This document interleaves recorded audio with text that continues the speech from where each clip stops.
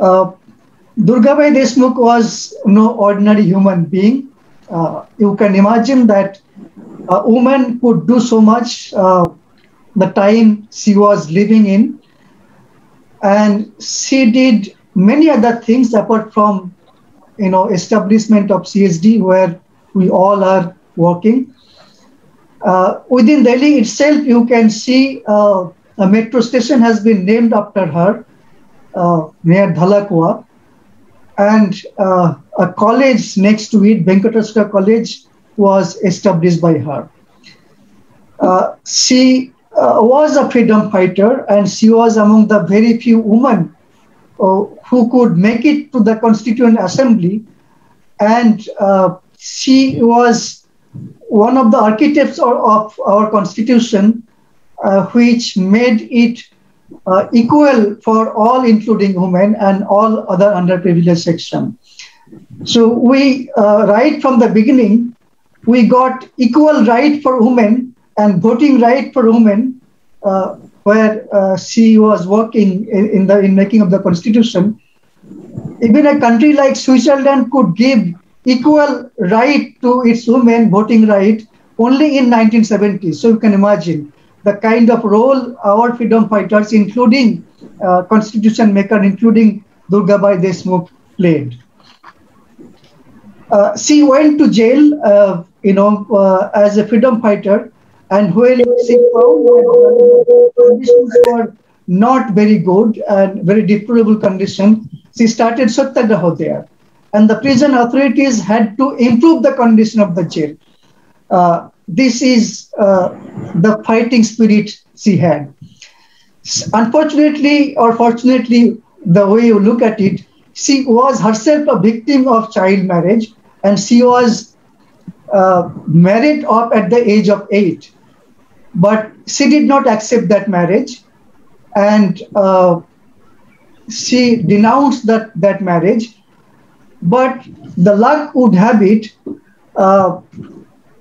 she had to help her former husband and her former husband, next wife. As a woman, she could not ignore that. And she, of course, established many other institutions, including Central Social Welfare Board. She was nominated to the Planning Commission, but she was member of it only for a brief period.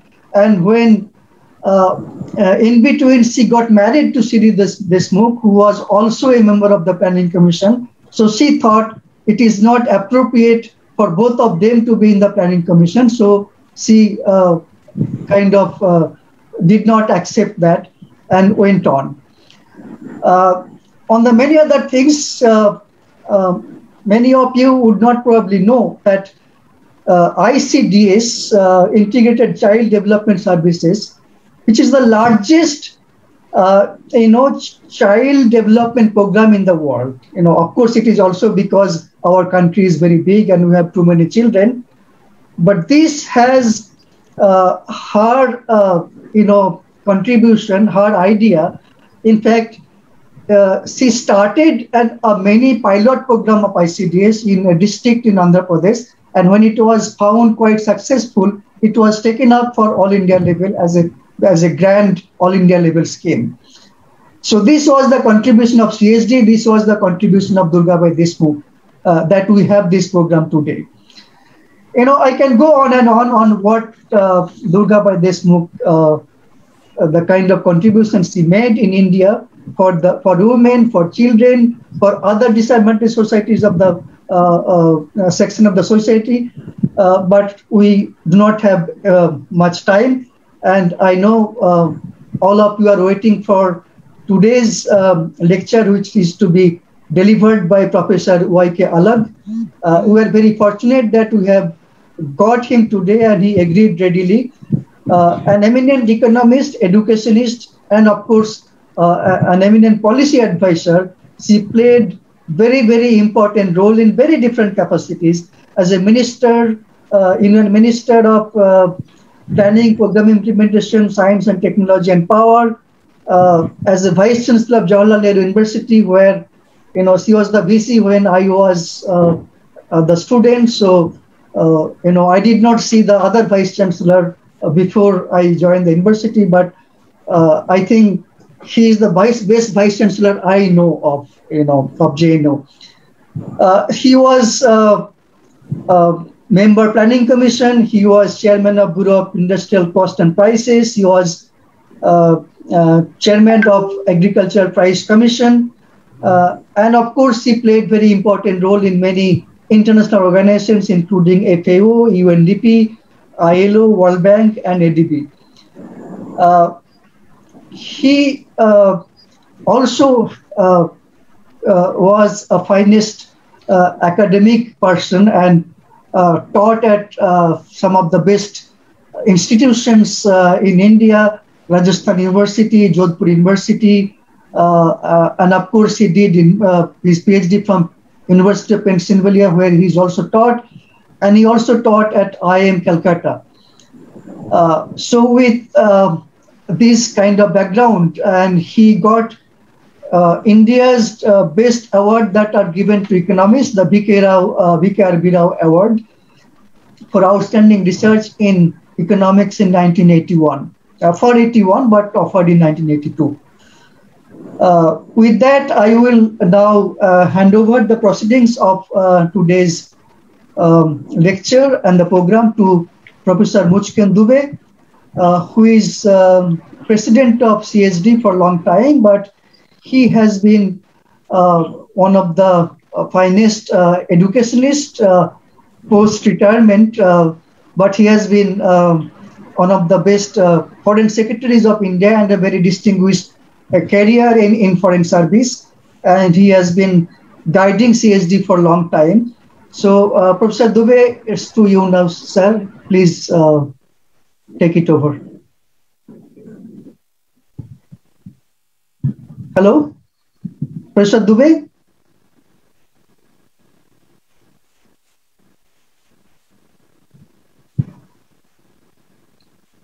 Hello? Sir, I think his connection got disrupted. So Professor Dubey is online or some disturbance? There is a disturbance. He has dropped off from the meeting. I think he'll join back.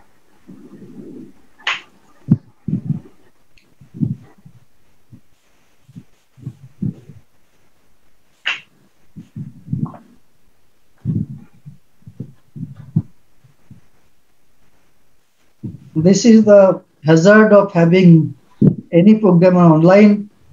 We don't know when this anybody can get disconnected.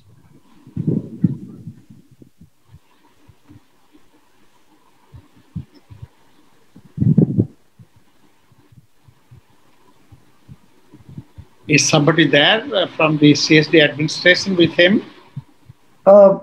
Dave is there to assist him, so I don't know. I'm trying to call him.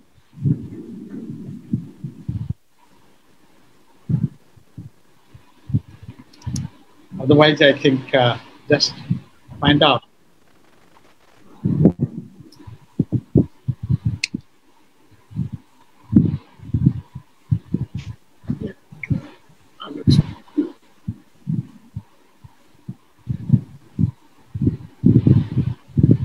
In that case, you may ask Professor Alec to start. Will I start? No, just wait for the director to suggest that. I'm just trying to contact him. If there is no possibility of getting him quickly, then of course.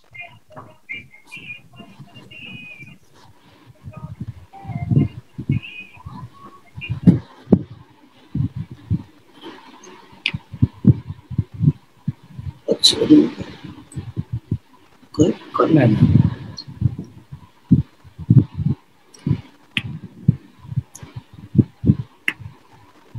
I think, Mr. Director, I am the next person on the program. Exactly. So I think let us. He can join in between. I would request Professor Alok to start his speech, and when Professor Dubey is back. He can take up the next part of the program. Professor Alag, please. Thank you, CSD President Professor Mujkund Dubey, CSD Vice President and my friend Mohanty, of course, Mujkund is also my friend, CSD Director Nityanand Ji, ladies and gentlemen. It's a great privilege to give the Durgabai Deshmukh Award lecture. The director has already talked about the capabilities of the Deshmukhs, Chintamani and Durgabai. They were great institution builders, and I'm honored to give this lecture. I must at the beginning also express my sorrow at the passing away of my friend and comrade in many events, the late Tajamul Haq. His untimely death has been a big blow, and we are indeed very sorry for that. Now, I have a text which runs into 14 closely typed pages, and I just not given the kind of time to cover that. So I will speak in a telegraphic style. I will make 15 points in 2 minutes each. And those of you who are interested in detail, I'm sure the CSD Secretariat will be able to give you my written text. And you can correspond on it in terms of detail with me at my email ID, yalag@gmail.com. I think the choice that we are facing is, shall we force the pace of agricultural reform, or shall we phase it?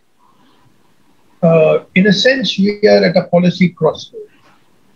My impression is that it's much better to consult, particularly since the Reform Act was, as you know, passed on a single day. And this is a continental country. And one size fits all is really not something which you can try and force through. But there are some people in government who try to force through the pace. And I think that normally leads to a reaction which in fact delays us more. Another reason why we shouldn't force the pace in this year is that the reform under the Act is basically trade-oriented. Now, trade and transport are two sides of the same coin, as the great Gottfried Haberler showed to us, or any good book like that, any good book on international trade tells us. And if you have a COVID pandemic and transport is strictly monitored and is closed down at short notice, I'm not blaming the local authorities. The collector, if he has to save lives, will always save the train, stop the train. But it's better for us to face the Reform Act, partly because the transport arteries are closed down because the need to save lives is far more than trade. The other argument, of course, is that, always there's a lot of conflict which is going on, is that the Northwest, agriculture everywhere should be specializing and diversifying, but the Northwest concentrates only on grain. Now, that's a very silly argument. When you say that you are planning for a diversified agriculture, you mean diversification given the soil, the land, the climate of every area. And the Northwest, Punjab, Haryana, and West UP, good alluvial soil, plenty of irrigation, groundwater. Well, they're facing some problems, but not like in Gujarat or Maharashtra where we sort of temple bells start ringing if we find water at 300 feet. Even today in Punjab, Haryana and Western UP, you say that you are going deep down if you have to go down to 100 feet. So in that kind of a agriculture, we should let them go for the highest yielding weeds and the highest yielding paddy. Yes, there are parts of Punjab, particularly the southern region, and parts of Haryana which are not covered by the Indira Gandhi Canal, where you could have oilseeds and pulses. But the basic strategy of grain in this area, which is creating a lot of problems, is I think wise. And to argue for diversification and to say that one is against that is not kosher as far as I'm concerned. It's in a way saying that areas like Gujarat and Maharashtra should not concentrate on oilseeds and pulses and diversify into grain. That will be equally silly. The other argument that is being made is that we must push through private trade and RCRs. And the argument is given that RCRs are important in northwestern India, in Punjab, in Haryana, and Western UP. So we must push them through everywhere. Now, it has to be appreciated that the RTR in the northwest, in Punjab, Haryana, and Western UP, is basically only an agent of the FCI. He procures the grain for the FCI. And Dr. Manmohan Singh at one stage brought him in because he felt that that way the handling charges of the RTRs would be less. But they are not like the RTRs in Rajasthan, in Madhya Pradesh, or in Gujarat and Maharashtra, where there is a real conflict between the Jat or the Patel farmer and the RTR traders. And so I think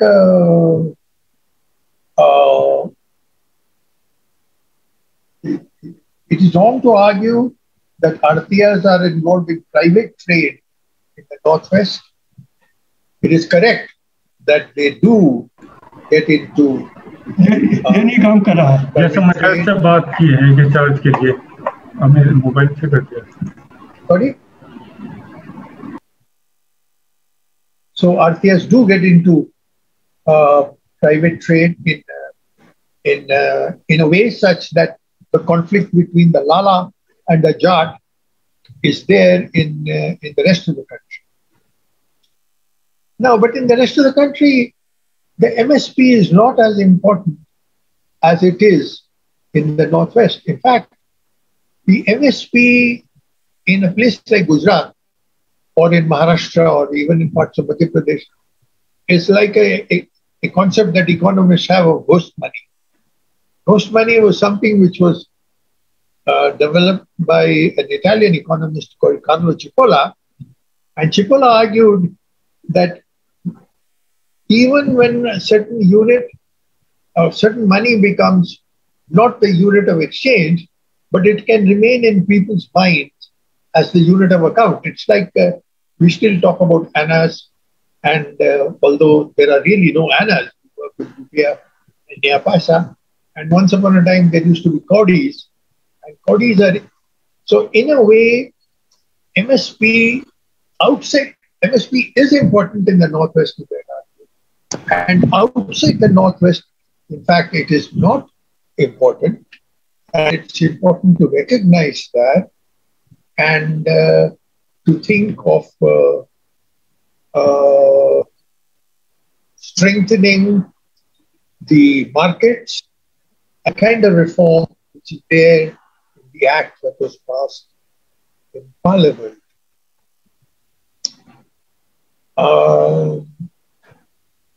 Last year, agriculture was good. In a year which, to use an expression which Queen Elizabeth had used, was an annus horribilis. This year, I'm not sure because already there's been a rainfall failure, but I've not covered that because We get to know that only now. But I think to push the FRBM to argue that we shouldn't support agriculture, I agree with the chairman of the Finance Commission that this is not quite the time to be pressing the FRBM, and we should support agriculture the way we have pointed it out, and the FRBM can wait.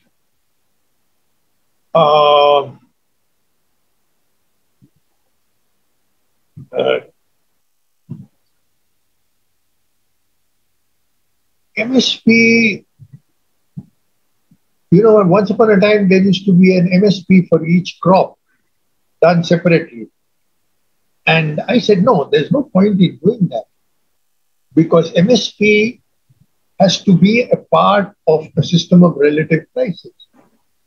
So in 1982, when I was chairman APC, I started the first report where price relatives became the object of policy rather than supporting each crop separately.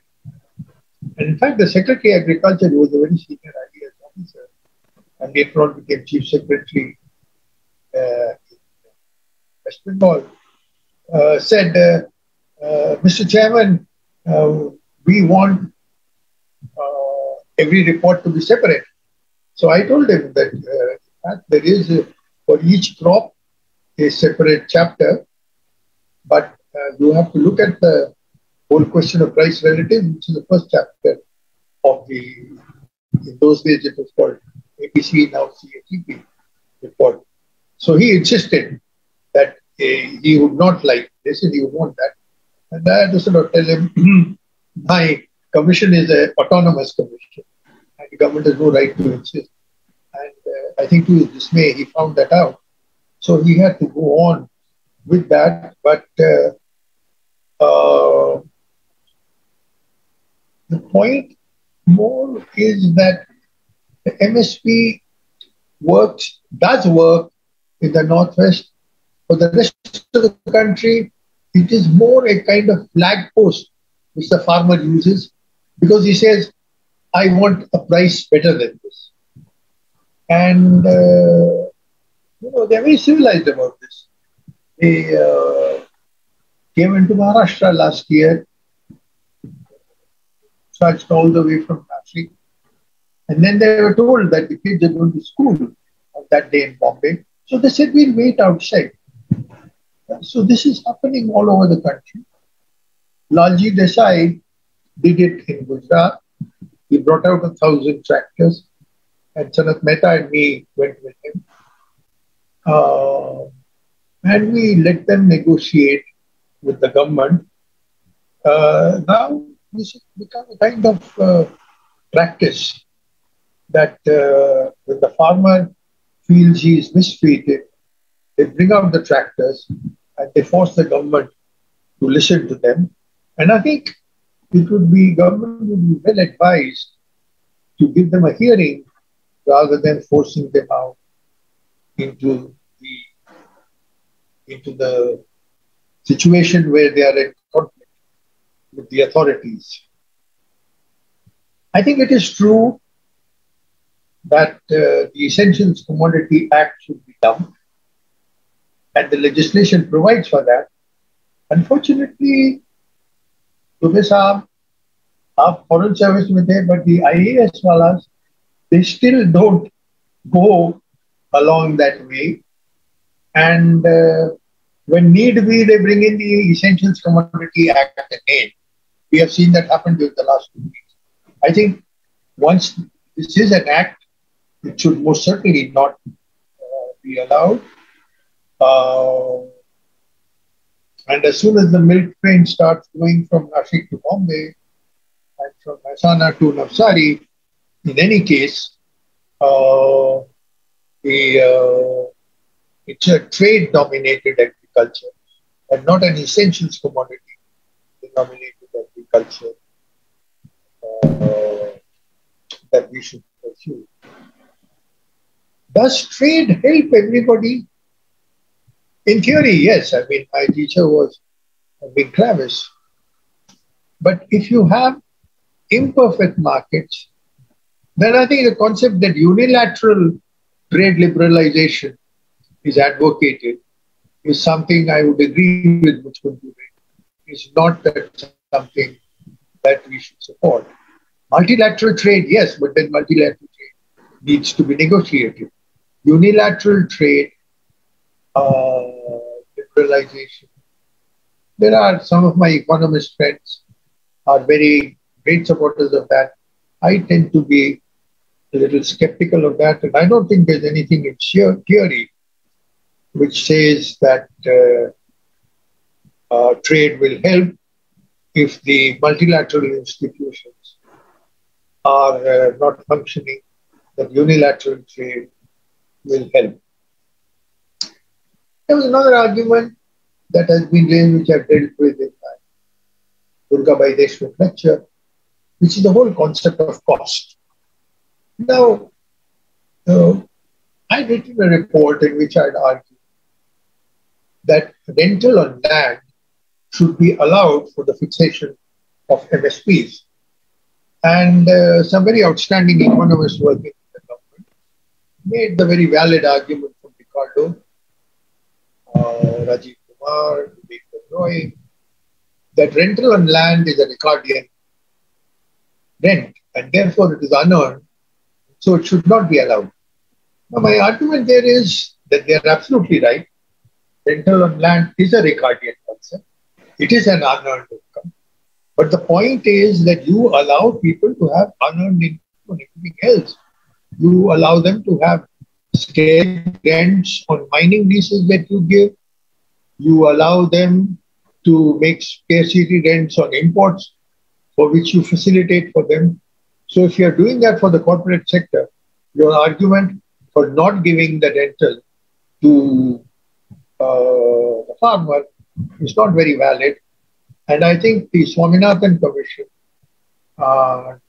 tended to agree with me, not tended to, in fact, did agree with that argument that I've given. So I don't think that argument should be there.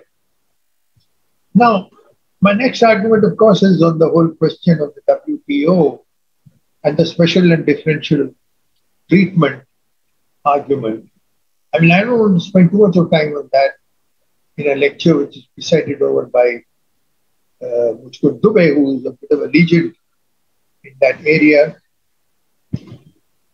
But the DCR argument, the dirty tarification argument, I think these are all very valid arguments for which to practice.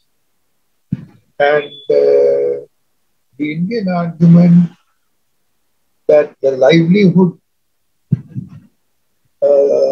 argument should be allowed to us,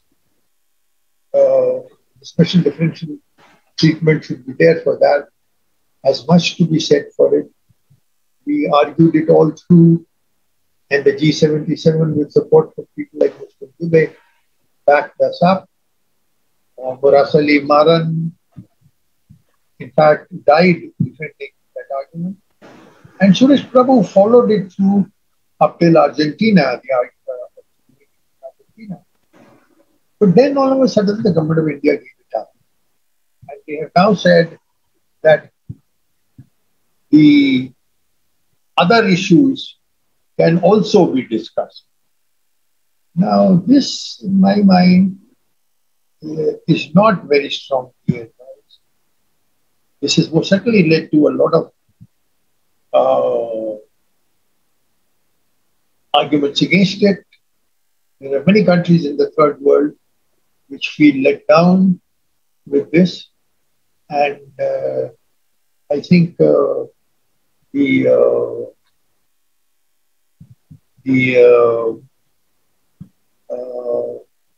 us giving up on this, we have given up a leadership role on both the special and differentiated. And I think my teacher Bhalla's argument of dirty tarification, the glacier problem, these are all well known. I've dealt with them in my lecture. I will not get into detail. I think this argument that if you are giving consumer price support and you are subsidizing uh, and that there is a trade-off between the two, this is a false argument. You remember Ashok Gulati together with in fact, when Ashok was doing his PhD, I was in the BICP. So he came and met me and we helped him in working out discriminatory tariff policy outcomes and discrimination. And he made the argument that India taxes agriculture. And so the World Bank said, yes, they tax agriculture and they support industry. But later on, they wanted us to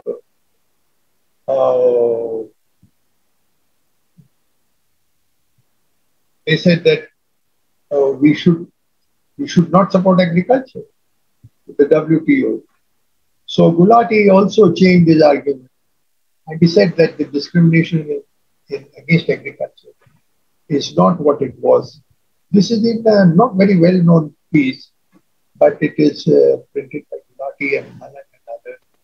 And it really shows how trade arguments can be used for the need that is there of the time being rather than any permanence to them. There has been an argument that India should not do stockholding in grains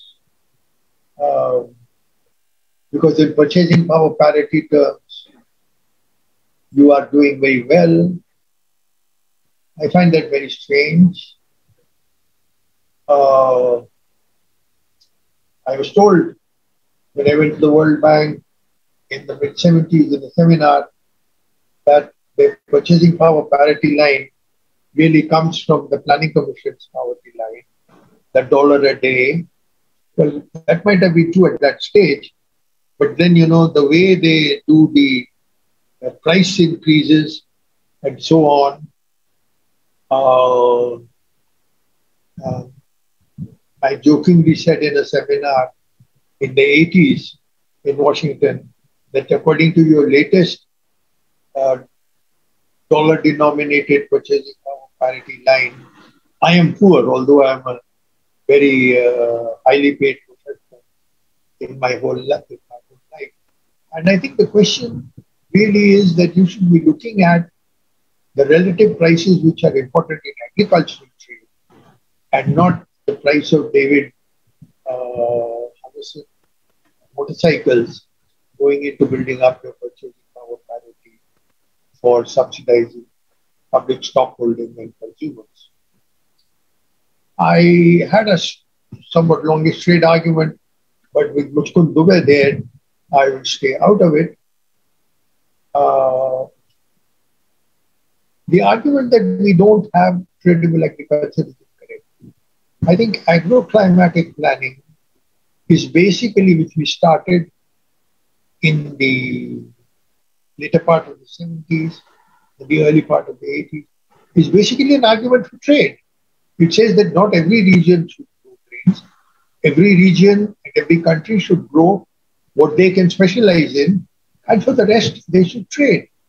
But that doesn't mean that we will take the trading regime if it is unfair as given. We can be both in favor of trade and argue for multilateral trade reform. And I don't think this is at all inconsistent with each other, as some people bring it out to be.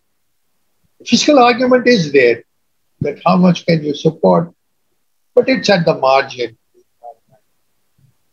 And the more important thing is that this is the way you will go on the lines of sustainability. Now that's very important because Muchkund is looking at me that I'm exceeding my time. But, in this pandemic year, there's a Harvard economist of Romanian origin. His name is Nicolas Georgescu-Roegen. He's one of my favorite economists. And he's built up something called the law of entropy. And the law of entropy basically says that if you have a fixed quantity of resources and you overconsume them, then the situation will explode. It's something like what in the Hindu mythology we call pralaya. That is, the world will come to an end. So we have to be careful when we use resources. Sustainability is not just an argument for agriculture and farmers. It's an argument to avoid pandemics also. And pandemics are more important than what we think they are. In the beginning of the century, the Secretary General of the United Nations had asked some of us to write a paper each on what we think are the big threats of the century. And I won't talk about my paper, but one of my colleagues is Anna Marie Slaughter, who was the Dean of the Woodrow Wilson School in Princeton. And she argued that nuclear war will probably not be possible in the 21st century because game theory tells us that everybody will know that if they want to destroy the other man, they'll get destroyed themselves. But she said that the dangers will come from viruses. And given the mindset that we all have, she said that the viruses will originate from Africa. Well, this time it originated from the bats in Wuhan. But the important issue is that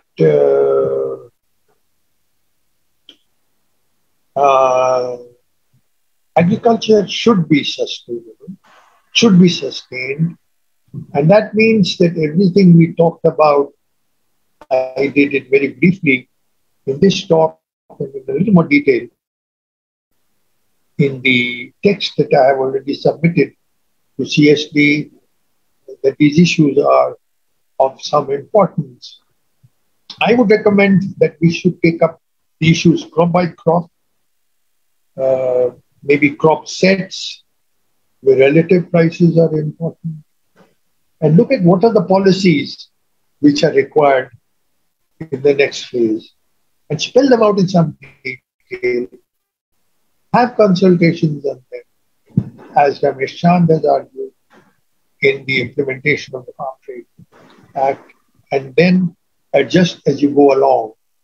So I would not recommend pushing through the farmers' bills without consultation, without a roadmap. I would recommend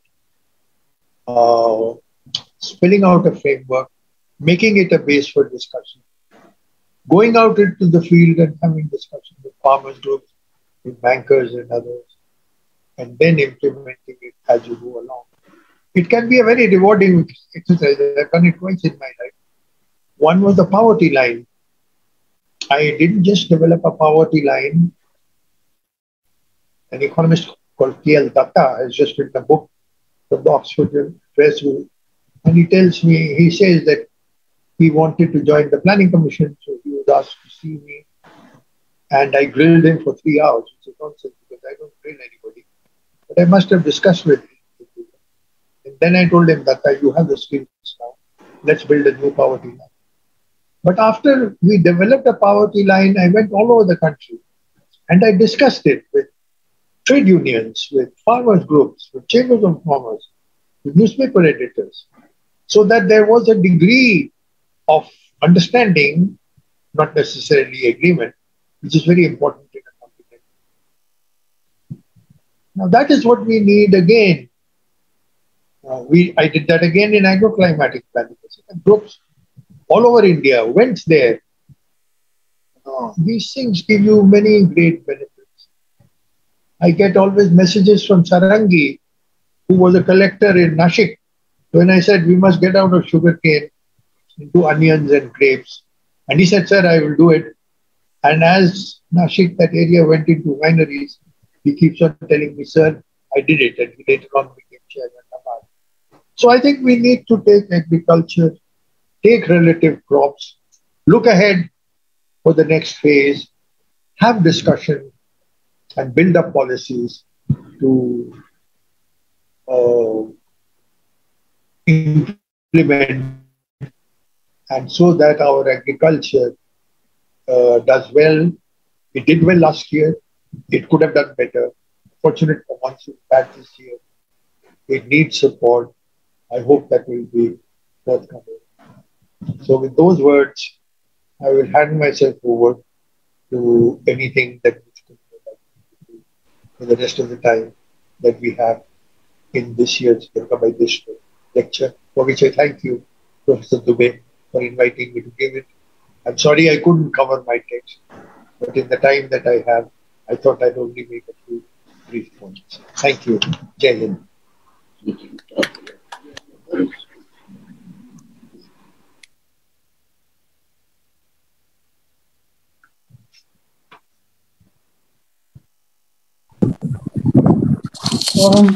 you. Professor Mohanty, you are muted. We have Professor Muskund Dubey back amongst us. So I would request Professor Dubey to give his remarks and conduct the rest of the proceedings. Professor Dubey, please unmute. Professor Dubey's mic is muted.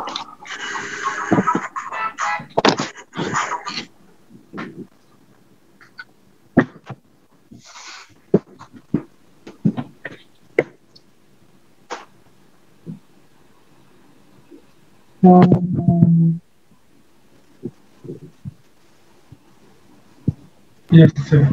Is it okay now? Yes. Can you hear me? Yes, yes, please. Come on. Hello? Yeah, I can hear you. हाँ ठीक ठीक हो रहा है sir अरे जो क्या hang हो रहा है sorry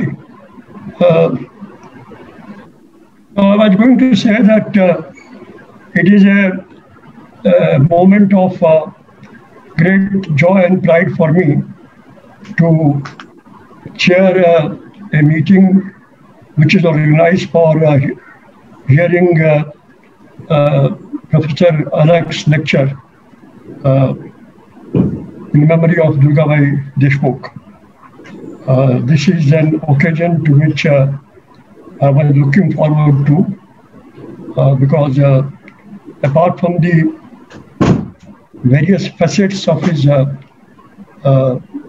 personality and academic achievements brought out by Nityananda in his introductory remarks, he has Dr. Alag, Professor Alag has a special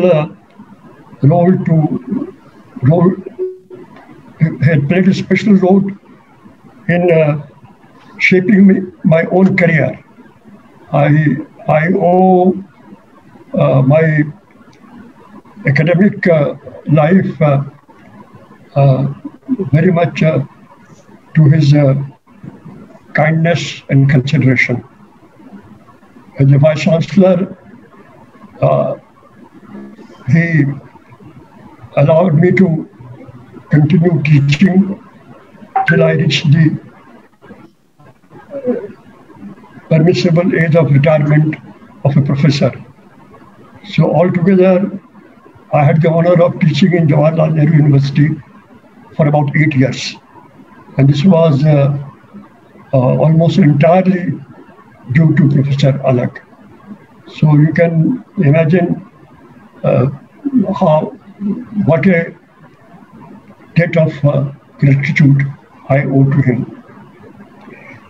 It is very difficult for me to summarize what he has said. It is also not necessary because it was very clear cut. But a few of the takeaways from his lecture, I can mention he is in favor of agricultural reform, but he would like it to be brought about in a phased, planned, and well-organized manner. The reform that has taken place in Indian agriculture has not followed this pattern. His other important point underlined by him is that in thinking of agriculture reform, one should not think of one size fitting all. For different agricultural zones or different agricultural products, the outline and thrust of agricultural reform should be different. And one point that he has very effectively made is that for the grain producing region, that is Punjab, Haryana and Western UP, MSP and procurement is of crucial importance. And there is no question of this being compromised. Another important point that he has brought out is that there is no choice between agricultural investment and spending resources for subsidizing for the poor. According to him, these choices must be combined with a much greater emphasis on agricultural investment, but always devoting some resources for subsidizing the food security needs of the poor. And he thinks that this can be done because partly by diverting the resources that are now being frittered away for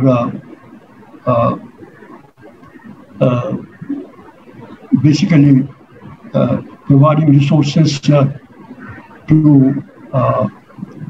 entrepreneurs who are responsible for the heaviest accumulation of non-performing assets of the banks.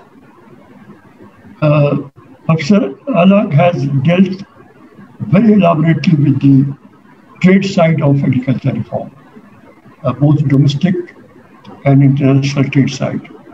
And he has shown a remarkable grasp of the negotiations in the WTO on agriculture and the different phases in which India's position has unfolded in this negotiation. I think I was in Geneva when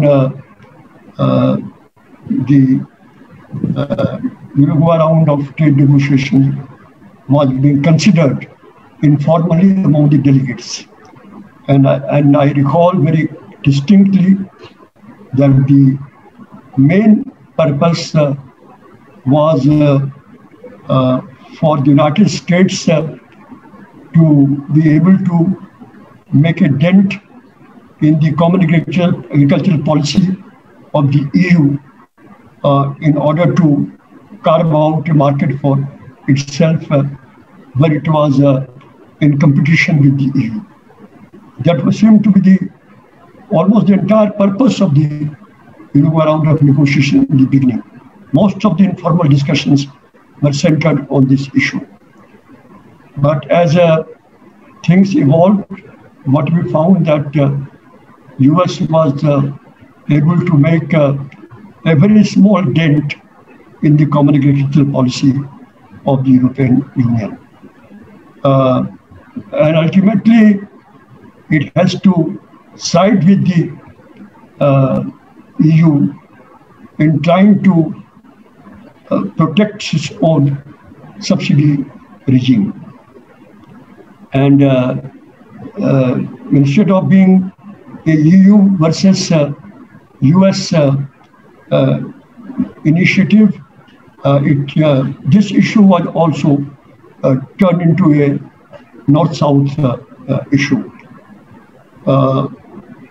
I also recall that among the agreements that were reached and negotiated, we did not pay the attention that agriculture deserved in the negotiations on agriculture.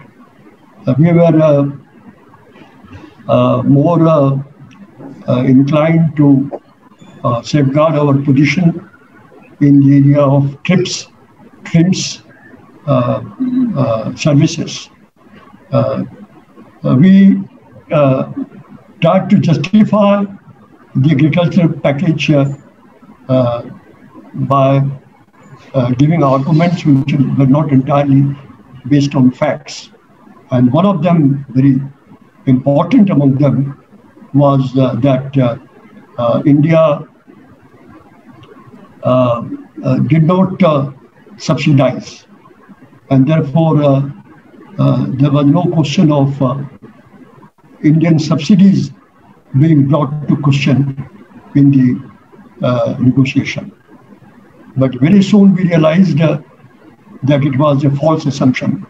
And now we are being put under tremendous pressure by the major developed countries on account of our subsidization policy. And the most important among them are the subsidies for the poor farmers, for protecting livelihood. I think these aspects, were not seen through at that stage of the negotiation, and which had gradually emerged, and which we are grappling with today.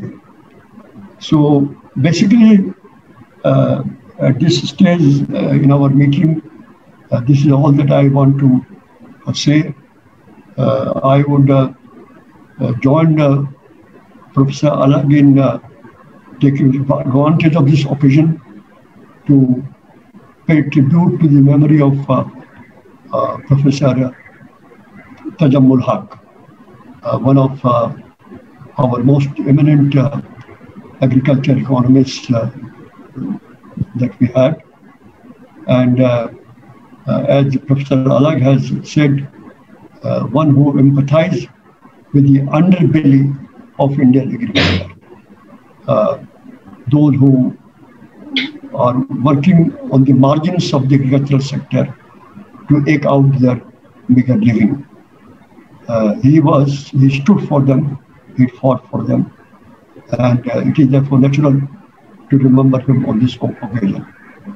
With these words, I would like once again to say how much elated I am to have Professor Alag with us this evening, and express my deep gratitude to him for accepting our invitation to deliver the lecture at a very short notice, and preparing the speech and delivering it, the text, within 3-4 days after that. I mean, that is the real mark of an academic and scholar. And that's why I think that our choice of putting this burden on him at this short notice was quite correct.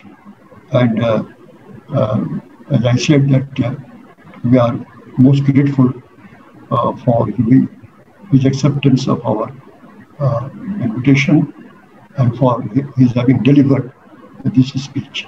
Thank you. Now, I shall request Professor Manoranjan Mohanty to propose a vote of thanks. I would just want 1 minute before that.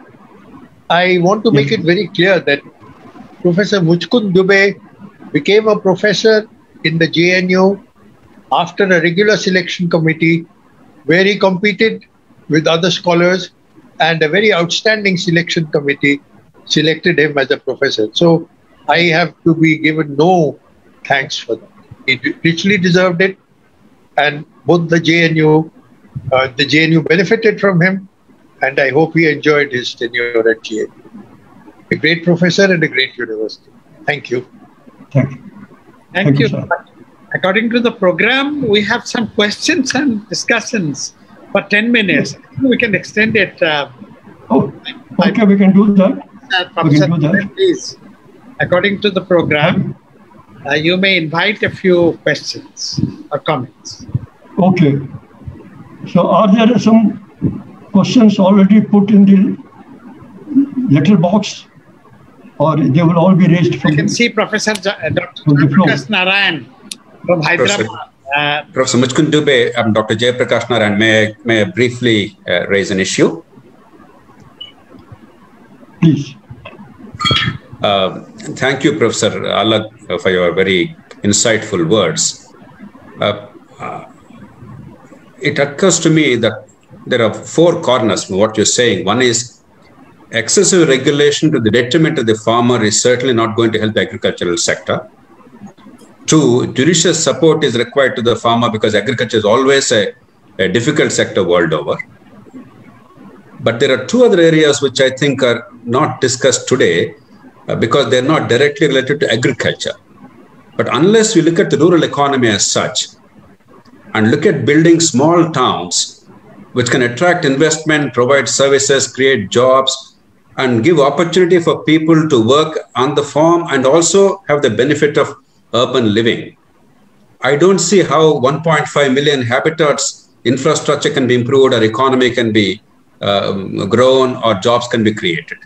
The second is, if you notice, even during my lifetime, I'm much younger than both of you, both Professor Dubey and you, even in my generation, when we were kids in the village, there was not this much of distress, not because there was no poverty, but because education and healthcare, whatever is available, people took it, they didn't spend money. Today, the biggest expenditure, you ask any farmer anywhere in the country, the biggest expenditure is for the kids' education and the healthcare. Unless these 2 services of quality are available to everybody in villages, I don't see how agrarian distress can be alleviated. I just thought I would place before you, does it make any sense, Professor Alag? Professor Alag? Jayaprakash, that's very important. As you know, we have discussed it in meetings that you have organized. I've written a book on it. It's called The Future of Indian Agriculture. And, first stage processing, transport, these are extremely important issues. And I'm glad that you highlighted them. There is a bit of that in my Durgabai Deshmukh lecture in the text, but not as much as it should be there. And I think it's in a year of the pandemic, it is so important to recognize that as far as health and education at the lowest level is concerned, particularly of the girl child, the state cannot pass on all its responsibilities to the private sector. In fact, even if they do involve the private sector, it should be on a cooperative basis. And these are very important priorities that we have. Resources, yes, but a small increase in the tax rate can take care of these priorities. So I'm glad, Jayaprakash, that you made both these very important points. Any other queries?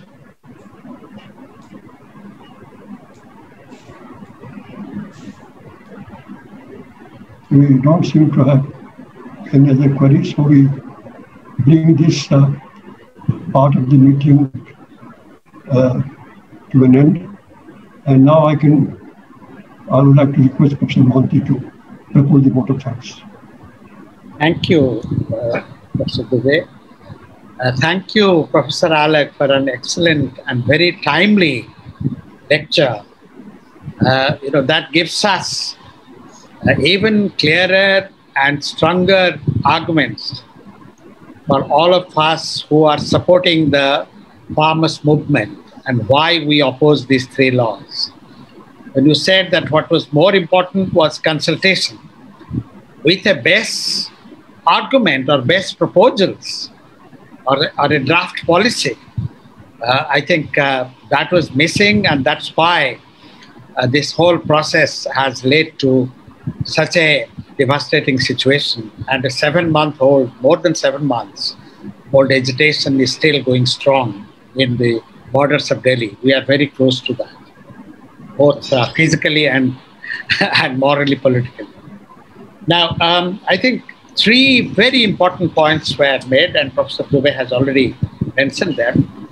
I think one is that trade liberalization, unilateral trade liberalization, as the driving force in any sector of the economy and the economy as a whole,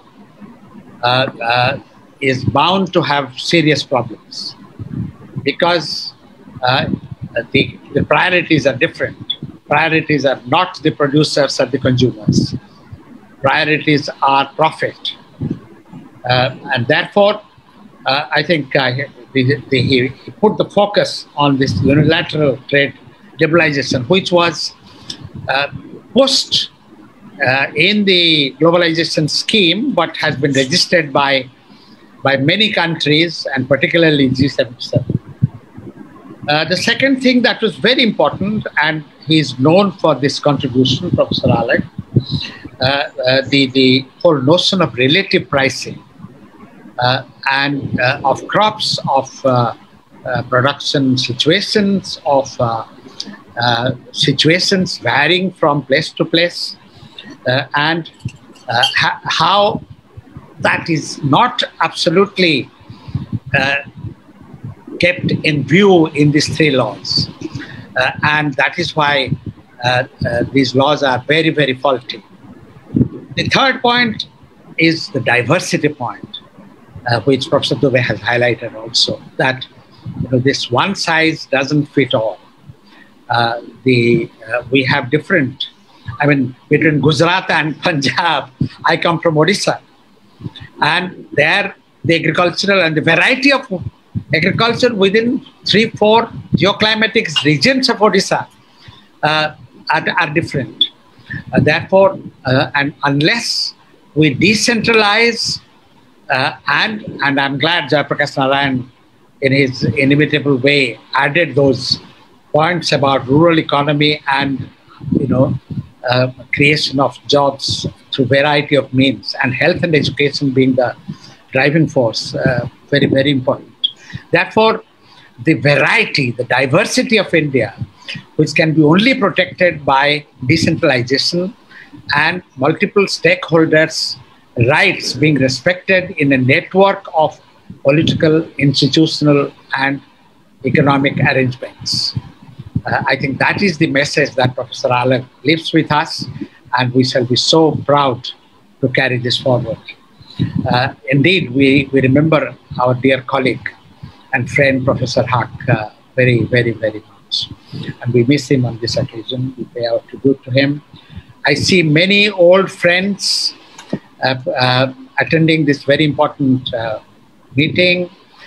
Barbara Harris White, and right here, Sunanda Sen, and many others, and some old colleagues, Rajiv Balakrishnan, who edited the first 20 lectures of the Durgabai Deshmukh lectures. And we hope that the last several would also be edited by somebody, and so many others. Professor K.S. Bhatt, our old director from the South Campus and one of the builders of CSD on both campuses. We are very happy, and so many colleagues from the South Center and elsewhere. So we are most grateful to Professor Alag for making this occasion really memorable.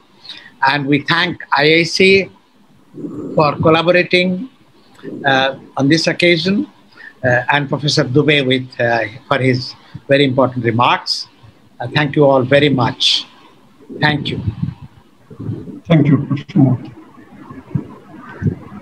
So with this, we bring this meeting to an end. Thank you. Thank you again there. Keep well, keep safe, and keep writing. I really enjoyed your piece on cooperatives day before yesterday. Thank you. Thank you. Great.